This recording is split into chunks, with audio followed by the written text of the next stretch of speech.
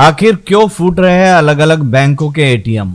आज सुबह IDBI bank के एटीएम में लगी सेंध। इसी महीने में एटीएम फोड़ने की तीसरी सनसनीखेज वारदात। कहीं निजी हाथों में एटीएम देना भारी तो नहीं पड़ रहा।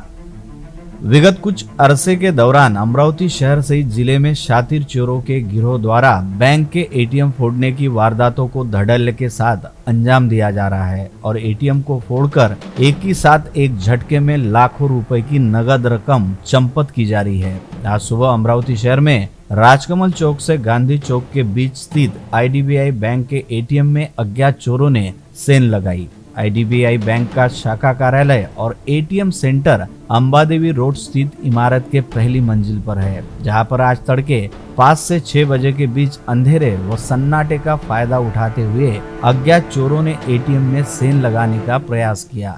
हालांकि अब यह पता नहीं चल पाया है कि इस प्रयास में अज्ञात चोर कितने सफल हो पाए और उनके द्वारा इस एटीएम में कितने रुपए की नगद रकम चुराई गई।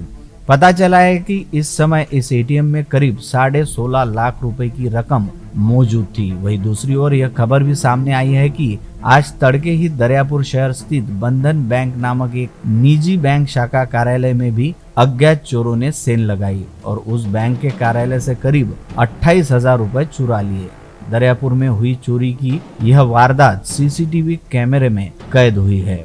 खास बात यह है कि अभी हाल फिलहाल ही तिवसा बरूड में एसबीआई के 2 एटीएम फोड़कर करीब 40 लाख रुपए की नगद रकम उड़ा दी गई थी और उन दोनों मामलों को अंजाम देने वाले चोरों का अब तक पता नहीं चल पाया है। आपको याद होगा कि इससे पहले भी बरूड तहसील सहित बडनेरा शहर में एटीएम फोड़ने का प्रयास किया गया था और एटीएम से नगद रकम भी चुराई गई थी। उक्त दोनों मामलों में पुलिस ने एटीएम मशीन में सेंध लगाने वाली टोली को गिरफ्तार किया था, लेकिन इसके बावजूद भी एटीएम फोड़ने की वारदातों में कोई कमी नहीं आई है। ऐसे में यह सवाल अपनी जगह पर बना हुआ है कि आखिर जिले में एटीएम फोड़ने की एक के बाद एक वारदातें क्यों व कैसे घटित हो रही है। साथ ही इन वारदातों को रोकने हेतु कोई कारगर कदम क्यों नहीं उठाया जा रहा। पता चला है कि इससे पहले भी सभी बैंक प्रबंधनों द्वारा अपने अपने एटीएम का खुद संचालन किया जाता था, जिसके चलते एटीएम में पूरा समय एसी भी चलता रहता था और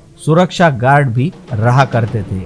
लेकिन पिछले कुछ अरसों से बैंकों द्वारा एटीएम के संचालन का जिम्मा निजी एजेंसियों को सौंप दिया गया है। वहीं विगत कुछ अरसे के दौरान फोन पे व गूगल पे के जरिए ऑनलाइन लेन देन बढ़ जाने की वजह से एटीएम का प्रयोग भी काफी हद तक घट गया है। ऐसे में पहले ही कॉस्ट कटिंग के तत्व पर काम करने वाली निजी एजेंसियों को घाटे का सामना करना पड़ रहा है। यही वजह है कि अब एटीएम में न तो एसी चलता है और न ही सुरक्षा रक्षक भी होते हैं। वही एटीएम का प्रवेश द्वार भी पूरा समय खुला पड़ा रहता है, जिसे खोलने के लिए पहले की तरह एटीएम कार्ड स्वैपिंग नहीं करनी पड़ती। यही वजह है कि अब तमाम एटीएम रात के समय आपराधिक तत्वों के लिए आसान और फायदेमंद निशाना साबित हो रहे हैं।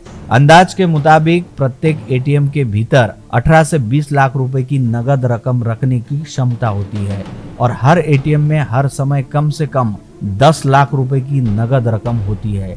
यही वजह है कि एक झटके में लाखों रुपए के वारे नारे करने के लिए एटीएम मशीन हमेशा ही चोरों के निशाने पर बनी रहती है। हालांकि एटीएम मशीन को फोड़ लेना इतना भी आसान काम नहीं होता, क्योंकि एटीएम सेंटर के भीतर व बाहर सीसीटीवी कैमरे लगे होते हैं। एटीएम मशीन के साथ ही सायरन की व्यवस्था भी जुड़ी होती है, लेकिन एटीएम फोड़ने वाले चोर इतने शातिर होते हैं कि वे पकड़ में आने से बचने के लिए वे एटीएम सेंटर के पास पहुंचते समय अपने मुंह पर कपड़ा बांधे रहते हैं। साथ ही सीसीटीवी कैमरे के लेंस पर या तो रंगीन स्प्रे मार देते हैं या फिर कैमरे का मुंह दूसरी ओर मोड़ देते हैं, ताकि उनकी हरकतें सीसीटीवी कैमरे के फुटेज में कैद न हो पाए।